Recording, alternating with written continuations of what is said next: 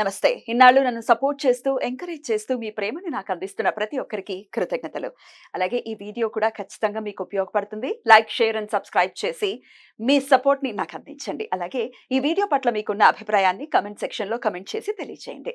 ఇప్పుడు వీడియోని చూద్దాం. నమస్తే, వెల్కమ్ టు అవర్ ఛానల్. నేను పద్మిని. ప్రస్తుతం పాటు ప్రముఖ ఆధ్యాత్మికవేత్త, వాస్తు జ్యోతిష పండితులు, న్యూమరాలజిస్ట్ తనిష్క గారు ఉన్నారు. మాట్లాడదాం. తనిష్క గారు నమస్తే అండి. నమస్తే అమ్మా. బాగున్నారా తనిష్క గారు? బాగున్నా. చాలా రోజులైంది మిమ్మల్ని కలిసి. అవునండి. ఇప్పుడు ఒక సందర్భం అయితే ఉంది ఈ టాపిక్ గురించి మాట్లాడటానికి. అదే నిన్న దేవగురువు అయినటువంటి బృహస్పతి అవును. సహజ ధనస్థానంలోకి వెళ్లారు. వృషభ రాశిలోకి ఆయన సంచారం మొదలైంది. అవును. మరి ఎలా ఉండబోతుందండి ద్వాదశ రాశుల వారికి కూడా గురువు ఇచ్చేటటువంటి ఫలితాలు? మొత్తం సంవత్సర కాలం పాటు ఆయన అక్కడే ఉంటారు. నర్మదా పుష్కరాలు కూడా మొదలయ్యాయి. అవును. సో ఎలా ఇవ్వబోతున్నారు ఆయన రిజల్ట్స్ ద్వాదశ రాశులకి? ఓకే, చూస్తామ్మా. ఇప్పుడు అందరికి ఏంటంటే గురు బలం వస్తుందంటేనే ఇంట్లో పెళ్లి పనులు కానీ, లేదు అసలు అంటే ఇల్లు కన్స్ట్రక్షన్ గురించి కానీ ఏదైనా మంచి పనులు పెట్టుకుంటాం అంటారు. అవును. గురు బలం ఉంటే ఎప్పుడు మంచిది. అంటే గురు చూస్తే మనకు కోటి నన్మని అంటారు తమిళ్లో. అంటే గురు పార్కే కోడి నన్మే, అంటే కోటి పుణ్యం దొరుకుతుందని మనకు అంటే అంత కోటి లెక్కలో అంటే చూడండి, ఒక గురు ఒక చూపుకే అంత పవర్. సో అప్పుడు ఏమైతుందంటే మనం వచ్చి ఈ గురు చాలా మందికి ఏంటంటే వెయిటింగ్ లో ఉంటారు. అబ్బా, గురు బలం వచ్చినప్పుడే పాపకు పెళ్లి చేయాలో, ఎప్పుడు వస్తుంది వెయిట్ చేస్తూ ఉంటారు. సో చాలా వరకు ఎప్పుడైనా బలం ఎప్పుడు ఉంది, గురు బలం ఉంది మా పాపకి ఎప్పుడు, మా బాబుకి ఎప్పుడు వచ్చిందని అంటారు. జ్యోతిష్యం చూడగానే ఫస్ట్ ఈ విధంగా స్టార్ట్ చేస్తారు. కానీ కొన్ని జాతకాలకు చూడండి, ఇక్కడ గోచర రీతిగా అసలు గురు చేంజ్ అయినప్పుడు చాలా వరకు ఏమైతుందంటే ఎన్నో అసలు రాశులకు చాలా సమస్యలు ఇస్తాడు, కొన్ని రాశులకు మంచి ఇచ్చేస్తాడు. సమస్యలు ఉండేటటువంటి రాశులు కూడా ఉన్నాయా? అవును. అంటే వాళ్ళకి ఏంటంటే గురు చేంజ్ అయిన తర్వాత, అంటే గురు ఆయన మరిగిపోతాడు, అంటే అస్తమించిపోతాడు కాబట్టి వాళ్ళకి ఆ చూపులు దొరకదు. అంటే గురు ఒక చూపే కదా అంత పవర్. అసలు గురు మనం చూస్తేనే మనకు బలం ఉంటది అని అంటాం. సో అలాంటి ఒక ఇది. బట్ అక్కడ ఏమైతుందంటే గురు వల్ల కొన్ని దోషాలు కూడా వస్తుంది. గురువు అంటేనే ధన కారకుడు అని చెప్తాం మనం ఎప్పుడైనా. కానీ గురు జాతకంలో బాగున్న వాళ్ళకి చూడండి, ఎక్కువ వాళ్ళకి అసలు గోల్డ్ తెచ్చుకోవడం, అసలు చాలా వరకు చూడండి మీరు ఎప్పుడైనా గురు బలం ఉన్న వాళ్ళకే వాళ్ళకి జ్యువెల్స్ కూడా చాలా ఎక్కువ వస్తూనే ఉంటాయి. వాళ్ళు వద్దని అనుకున్నా కూడా వాళ్ళ ఇంట్లో ఎప్పుడు ఉంటాయి, బంగారం ఉంటేనే ఉంటుంది. సో అది వచ్చి గురు బలం అనుగ్రహం. ఓకేనా? అయితే ఇప్పుడు మనం చూస్తాం ఏ రాశి వాళ్ళకి మేజర్ ప్రాబ్లమ్స్ ఇస్తుంది అనేది చూస్తాము, అలానే మంచి చేసేది కూడా మనం చూస్తాం. ముందు మంచి మాట్లాడుకుంటాం. ఎవరికి చాలా బాగా రిజల్ట్స్. ఓకే, ఇప్పుడు మేష రాశి వాళ్ళకి ఏంటంటే గురు ధనస్థానానికి వచ్చాడు. అంటే ఫస్ట్ రాశి వాళ్ళకి ఏమైందంటే 2వ స్థానం వచ్చి ధనస్థానం.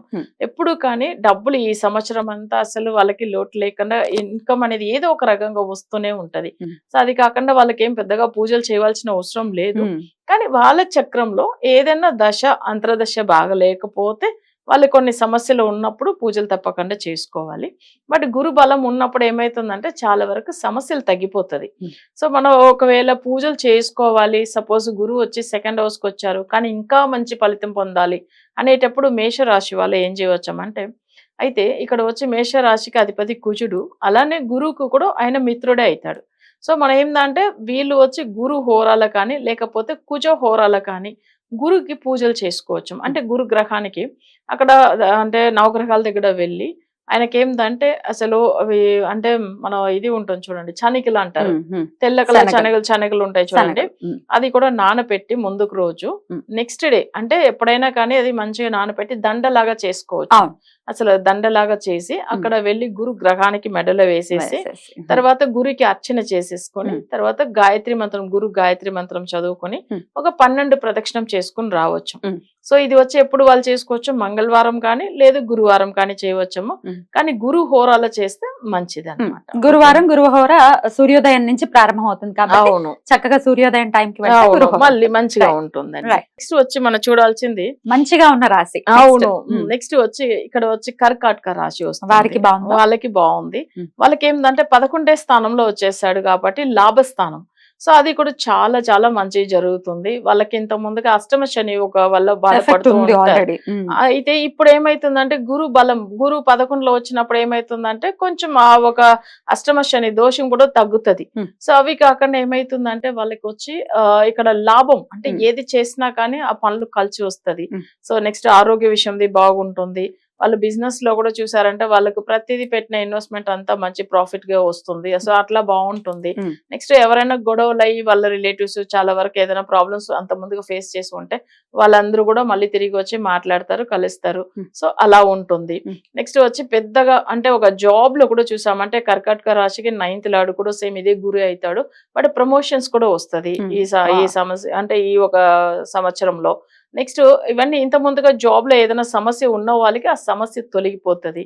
సో ఇవంతా ఏంటంటే 6వ స్థానము గురు, 9వ స్థానం కూడా గురు, బట్ ఆయన 11లో వచ్చాడు కదా. సో అలా ఉన్నప్పుడు రుణ రోగం అంటే రుణము అసలు రోగం ఇదంతా కూడా క్లియర్ అయిపోతుంది. So next 9th house job luck గురించి, సో దాంట్లో జాబ్ లో ఉన్న ఇష్యూస్ అని క్లియర్ అయిపోతుంది. అది కూడా అంతే మంచిగా అయిపోతుంది కదా. సో వాళ్ళకి కర్కాటక రాశి వాళ్ళకి చాలా మాక్సిమం అవి బాగుంది. 11లో ఉన్న గురు ఎప్పుడు మంచి చేస్తాడు. అయితే కొంతమందికి ఒక డౌట్ రావచ్చు, వృషభ రాశిలో ఉన్నాడు కదా గురు అంటే కంపల్సరీ మంచి 11వ స్థానం అంటే మంచిదే చేస్తాడు. సో అది ఏంటంటే కర్కాటక వాళ్ళ రాశి వాళ్ళకి 11 గురు మంచిది, ఎప్పుడు లాభమే ఉంటుంది అని మనం చెప్పుకోవచ్చు. సో నెక్స్ట్ కన్యా రాశి వాళ్ళకి బాగుంది. ఎందుకంటే వాళ్ళకి ఈ సంవత్సరం ప్రాపర్టీ ఏమన్నా కొనడం కానీ, తర్వాత ఏంటంటే అసలు మ్యారేజ్ విషయం గురించి కానీ, నెక్స్ట్ పార్ట్నర్షిప్ లో ఏదైనా బిజినెస్ చేసినా కానీ, సో అవి కాకుండా జన వశ్యం అంటే జనుల దగ్గర వశీకరణం వచ్చేది, ఇవంతా కూడా ఈ సంవత్సరము వాళ్ళకి చాలా మంచి ఫలితం ఇస్తుంది. ఏంటంటే 9లో గురువు వస్తాడు. ఇంకోటి 9లో గురువు వచ్చినప్పుడు ఏమైతుందంటే దాంట్లో తమిళ్లో ఒక పాట ఉంటది, ఓడిపోనవనుకు వన్బదిల్ గురువు అంటే అబ్రాడ్ వెళ్లేదానికి ప్లాన్ చేస్తున్నారు చాలా మంది కన్యా రాశిలో ఉన్నారు అనుకోండి. ఇంత ముందుగా ఎంత ట్రై చేసినా వెళ్ళలేకుండా పోయి ఉండొచ్చు, బట్ ఈ సంవత్సరం అయితే వెళ్ళవచ్చు, వెళ్ళే అవకాశాలు ఎక్కువ ఉంటుంది. సో 9th లో ఉన్న గురు ఎప్పుడైనా అబ్రాడ్ లో వెళ్ళి మంచిగా ఎర్న్ చేసే టైం 9th లో గురు వచ్చినప్పుడు.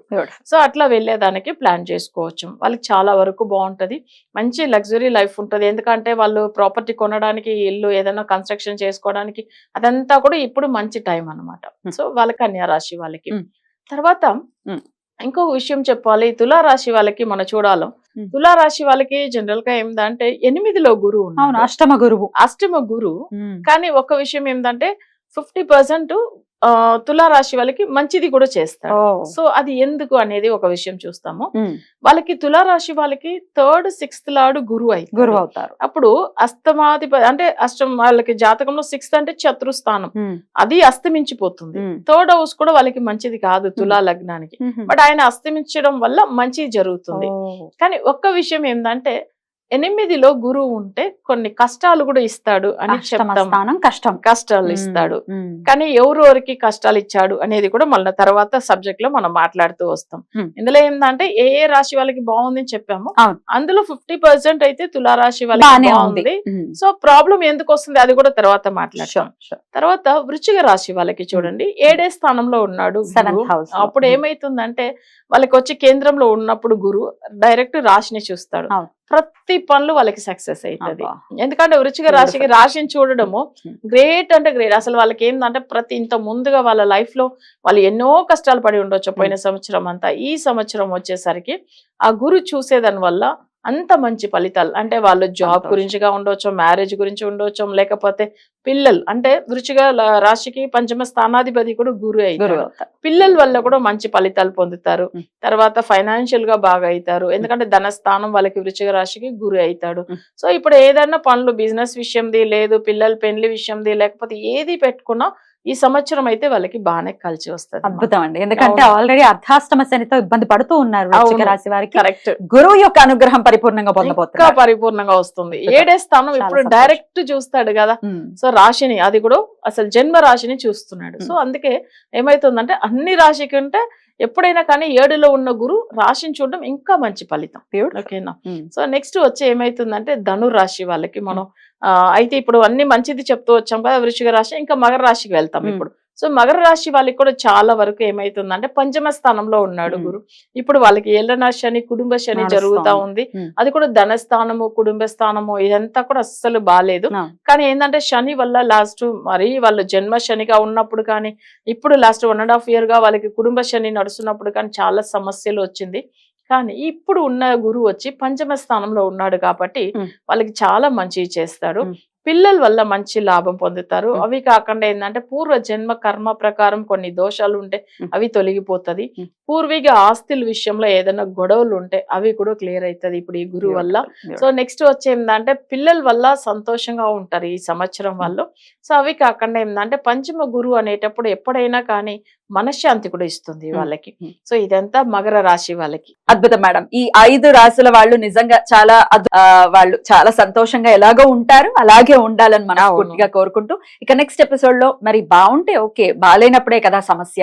మరి బాలేనటువంటి రాశుల్ని కూడా ఒకసారి తెలుసుకుని, ఇది జస్ట్ ఇండికేషన్ మాత్రమే కాబట్టి పరిహారాలు చేసుకుంటే గురువు ఖచ్చితంగా అంత మరీ క్రూరాతి క్రూరంగా ఉండేటటువంటి పరిస్థితి ఏమి ఉండదు కాబట్టి ఆయన అనుగ్రహాన్ని పొందేటటువంటి, ఖచ్చితంగా మనం ప్రయత్నించి ఆయన అనుగ్రహం పొందేటటువంటి రాశులు ఏంటో నెక్స్ట్ ఎపిసోడ్ లో మీరు చెప్తారు కానీ madam. Thank you so much madam. నమస్తే. నమస్తే మా.